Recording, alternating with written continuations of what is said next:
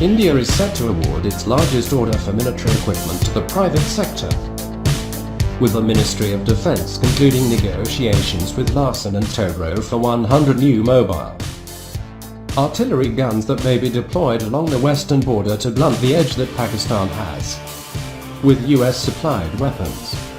The 4 rupees 500 crore contract for the K9 Vajra T Howitzer, which had been under price negotiations since the beginning of this year, has been finalised, and the Defence Ministry is set to move it to the Cabinet Committee on Security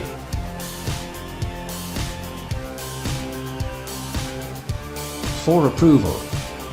Besides being the first artillery gun to be made by a private firm in India, only the Ordnance Factory Board has produced howitzers in the past. The value of the contract makes it the largest to be entrusted to the industry. The deal has now been frozen as the price negotiations have been completed.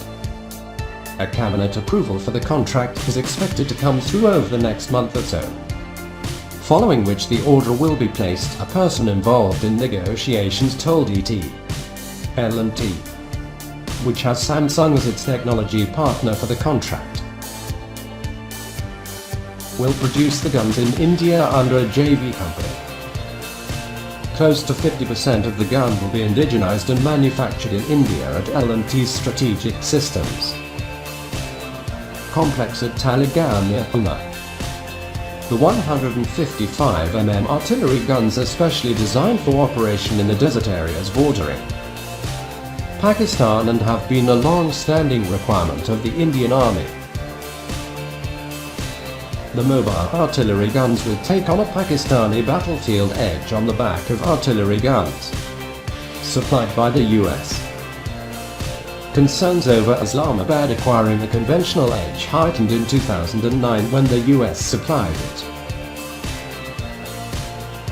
115 of the modern M109A5 cannons as a reward for its assistance in the war on the Afghanistan border, while the initial order is for 100 guns to be delivered within 4 years of signing the contract. The number may double as the deal has a follow-on clause. L&T won the bid for the Army's contract last year in a global competition against a Russian company, which failed to clear technical trials. Industry experts said the contract would boost the private sector, which has been scouring for orders from the Defence Ministry.